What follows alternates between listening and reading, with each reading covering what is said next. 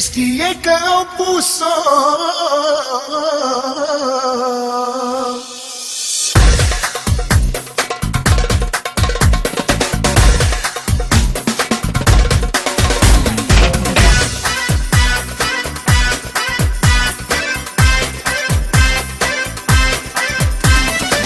E lovitură, e nebunie, tot ce facem noi se cheamă super șmecherie.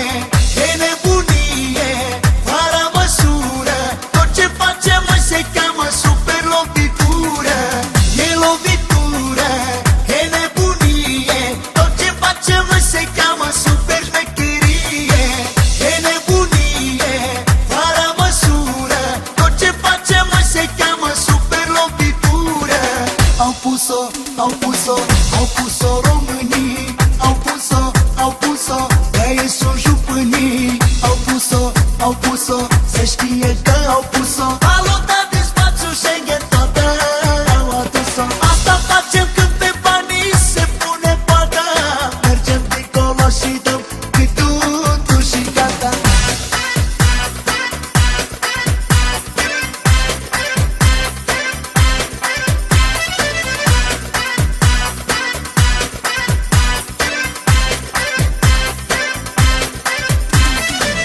Avem prestanță și siguranță, nu avem niciun rival să ne stea în față.